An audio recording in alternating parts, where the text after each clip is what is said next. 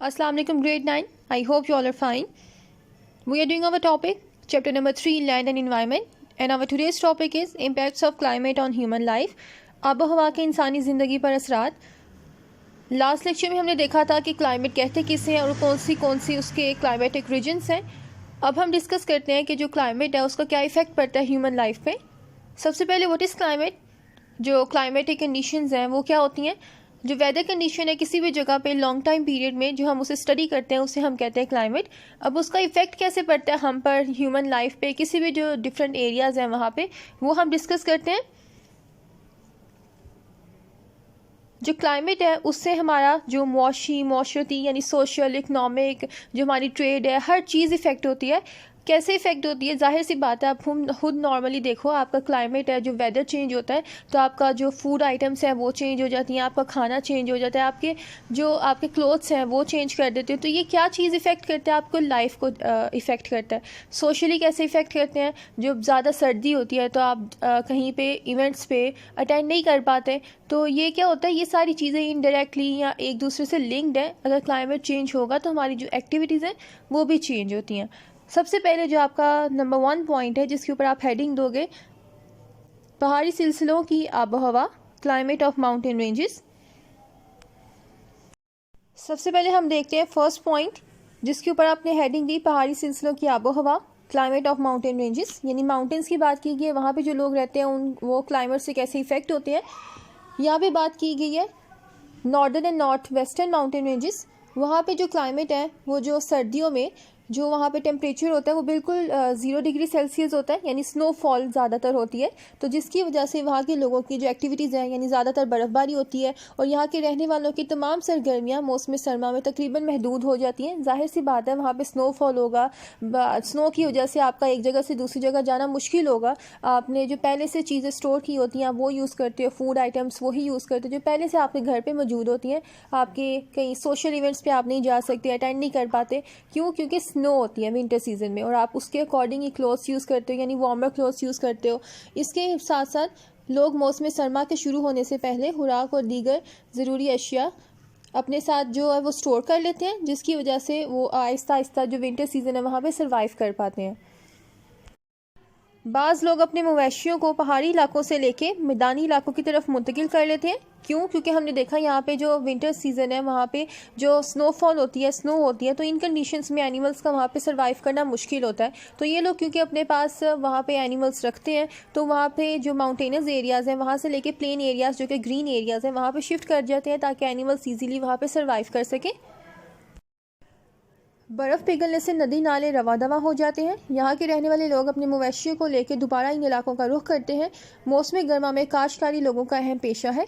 जब summer season में जो स्नो है वो मेल्ट होती है यानी पिघलना शुरू करती है तो वो पिघल के कहाँ जाता है, उसका पानी नदी नालों में यानी रिवर्स में जाता है. तो वहाँ पर जो लोग, क्योंकि उनका ऑक्यूपेशन क्या है, फार्मिंग है, वहाँ पर जो क्रॉप्स ग्रो करनी होती है वहाँ पर पानी की ज़रूरत होती है. हमें पता है कल्टिवेशन में आपको जो पानी है उसकी ज़रूरत पड़ती है, तो वो पानी उनके लिए ईजिली अवेलेबल होता है. तो वो इन सीज़न में जो समर सीज़न है तो उनके लिए बहुत अच्छा सीज़न होता है कि जो वहाँ से मूव करते हैं दोबारा इन इलाकों की तरफ आ जाते हैं अपने जानवरों को लेके, अपनी एनिमल्स को लेके, ताकि इजीली यहाँ पे क्रॉप्स ग्रो कर सकें, अपने ऑक्यूपेशन के मुताबिक अपने जो अर्निंग है वो कर सकें और जो डिफरेंट जो फ्रूट्स हैं, वेजिटेबल्स हैं वहाँ पे उगा सकें. नेक्स्ट पॉइंट जो कि इसी के अंदर आपको बताया गया है कि जो पहाड़ी इलाके हैं, माउंटेन रेंजेस, वो कम गुंजानदाबाद यानी वहाँ पे पॉपुलेशन इतनी ज़्यादा नहीं होती. इसके अलावा यहाँ पे जो रिसोर्सेज पाए जाते हैं वो मिनरल रिसोर्सेज हैं. उनके जो मादनियात के ज़खायर वहाँ पे मिलते हैं. यहाँ के जो लोग हैं वो बहुत मेहनती होते हैं, एनर्जेटिक. इसके अलावा यहाँ पे जो टूरिज़्म है उसने बहुत प्रोग्रेस किया है. पहले इतना नहीं था क्योंकि वहाँ पे जो रोड्स थे वो प्रॉपर नहीं थे. तो जैसे हमने रोड्स डेवलप हुए हैं तो वहाँ के लोगों ने वहाँ पे जाना ज़्यादा शुरू कर दिया ताकि वहाँ इजीली इंजॉय कर सके. क्योंकि हमें पता है पाकिस्तान को अल्लाह ताला ने बहुत सी खूबसूरत चीज़ें, बहुत सी खूबसूरत जगहों से नवाजा है. तो यहाँ पे लोग आते हैं, टूरिज़्म प्रमोट किया गया है. तो ये वो क्लाइमेट है जो माउंटेनस एरियाज़ में पाया जाता है और यहाँ के लोग कैसे इफ़ेक्ट होते हैं इससे.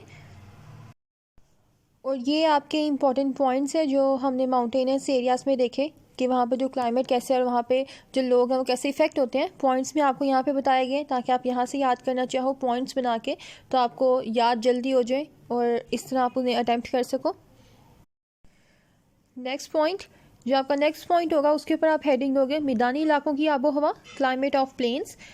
पाकिस्तान के मैदानी इलाकों की आबो हवा में शिद्दत पाई जाती है, यानी मौसम गर्मा गर्म और मौसम सरमा सर्द होता है। यह आबो हवा मुख्तलिफ इकसाम की फसलों, सब्जियों और फलों के लिए बहुत सूटेबल है। यानी जो प्लेन एरियाज़ इटसेल्फ, वो एरियाज़ जहाँ पे लैंड के साथ रिवर्स अवेलेबल हो। पाकिस्तान में क्या है, अपर इंडस प्लेन और लोअर इंडस प्लेन। यहाँ पे जो टेम्परेचर है, summers are very hot and winters are very cold, यानी जो टेम्परेचर है उसमें शिद्दत पाई जाती है।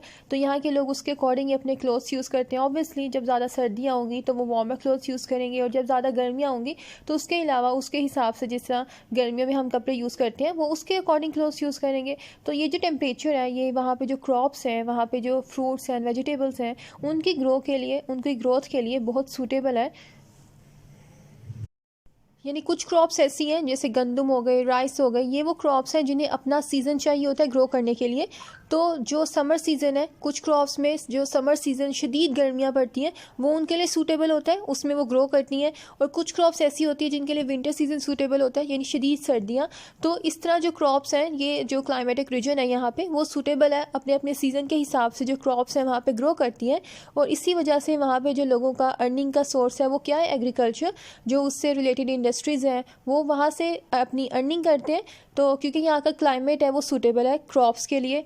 तो ये हो गया यहाँ का क्लाइमेट। इसके अलावा यहाँ पे जो क्लाइमेट है वो वहाँ के लोगों की जो रहन सहन है, उनकी जो खुराक है, यानी जो फूड है, और उनका जो लिबास है, जो उनके क्लोथ्स हैं, और जो उनका ट्रांसपोर्टेशन और कम्युनिकेशन सिस्टम है, वो भी इफ़ेक्ट करता है।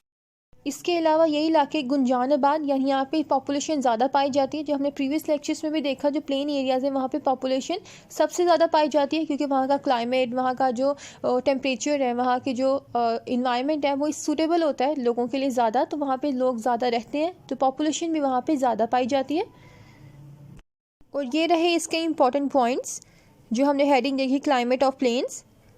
अब हम देखते हैं अपनी नेक्स्ट हेडिंग जो कि क्लाइमेट्स ऑफ डेजर्ट्स। जो नेक्स्ट पॉइंट के ऊपर आप हेडिंग दोगे, सहराई इलाकों की आबो हवा, यानी क्लाइमेट ऑफ डेजर्ट्स।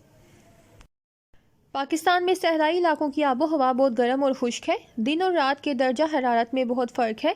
जो मौसम गर्मा है वहाँ पे क्या है, जो इनका टेम्परेचर है, हमें पता है जो डेजर्ट एरियाज़ हैं वहाँ पे टेम्परेचर बहुत ज़्यादा होता है। वो जो खुश्क इलाके हैं, ड्राई एरियाज़ हैं, और यहाँ पे जो सारा साल है जो गर्द आलूद जो आंधी है वो आती है, यानी डस्टी स्टॉर्म्स आती हैं। जो यहाँ पे कौन सी एरियाज़ आती हैं, पंजाब का जनूबी और सूबा सिंध का शुमाली और जनूबी इलाका, जो ख़ास तौर पर जो डेजर्ट एरियाज़ के करैक्टरिस्टिक्स हैं, वहाँ की खसूसियात रखते हैं। यहाँ पे ऐसा टेम्परेचर पाया जाता है, और हमें पता है यहाँ पे कंडीशंस ऐसी नहीं होती कि वहाँ पे लोग इजीली वहाँ पे सरवाइव कर सकें, क्योंकि वहाँ पे पानी नहीं होता, बारिश भी कम होती है, तो उन्हें दूर दूर के इलाकों से जाके पानी लाना पड़ता है। और इस वजह से, इसी रीज़न की वजह से वहाँ पे कोई भी ऑक्यूपेशन पॉसिबल नहीं है। वो क्या काम करते हैं, छोटे मोटे काम करके, भेड़ बकरियाँ पाल के अपना जो सोर्स ऑफ फंडिंग है वो करते हैं। और इसके अलावा क्योंकि उनके पास कोई ऑप्शन नहीं है, तो यहाँ पे रहना आसान नहीं है, क्योंकि जो डेजर्ट एरियाज़ है वहाँ पे बारिश भी कम होती है, हमारा क्लाइमेट है, जो टेम्परेचर है वो भी ज़्यादा होता है। तो ये यहाँ पे लोगों की जो ज़िंदगी होती है, वो नॉर्मली जो लाइफ है वो बहुत मुश्किल होती है as compare to other areas. हमारा next point, climate of Balochistan plateau, सतह मुर्तफ़ा बलूचिस्तान की आबो हवा।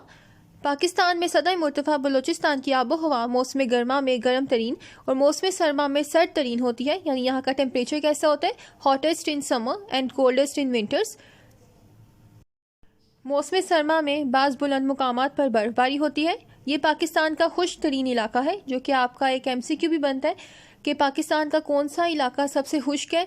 जो सतह मुर्तफ़ा बलूचिस्तान जो रीजन है, ये सबसे ड्राई रीजन है। इसके अलावा यहाँ पे विंटर सीजन में स्नोफॉल होती है, जो कि बहुत इंपॉर्टेंट है, क्योंकि जब वो पिघलने के बाद क्या इंपॉर्टेंट है, क्यों इंपॉर्टेंट है, क्योंकि वो हमें वाटर सोर्सेज, यानी जो पानी है, फ्रेश वाटर है, वहाँ से हमें वो मिलता है। पहाड़ी इलाकों में बारिश के पानी को जमा करके ज़मीन दोज़ नालियों का रेस के ज़रिए एक जगह से दूसरी जगह लाया जाता है। ये भी आपका MCQ है कि कौन सा वो सिस्टम है जिसके थ्रू जो पानी है उसको अंडरग्राउंड चैनल्स के थ्रू ट्रांसपोर्ट किया जाता है। कारेस किसे कहते हैं, वो सिस्टम जिसमें पानी जो वहाँ पे थोड़ी बहुत बारिश होती है उसे जमा करने के बाद जो वहाँ पे ज़मीन के नीचे नालियों के थ्रू जो एक जगह से दूसरी जगह लाया जाता है, उसे हम कहते हैं कारेस सिस्टम। इस सिस्टम की वजह से क्योंकि पानी अवेलेबल होता है, तो कुछ हद तक जो एग्रीकल्चर है उसने डेवलपमेंट की है यहाँ पे। इसके अलावा यहाँ पे जो लोग रहते हैं उनकी आमदनी का ज़रिया, यानी सोर्स ऑफ अर्निंग क्या है, जो भेड़ बकरियाँ पालना और मवेशी पालना, उन पे डिपेंड करते हैं। और यहाँ पे अगर देखा जाए, क्योंकि एग्रीकल्चर कुछ हद तक डेवलप हुआ है, तो यहाँ पे जो इकोनॉमिक एक्टिविटीज़ हैं वो है यहाँ पे फ्रूट प्रोडक्शन, यानी फलों की पैदावार बहुत ज़्यादा है।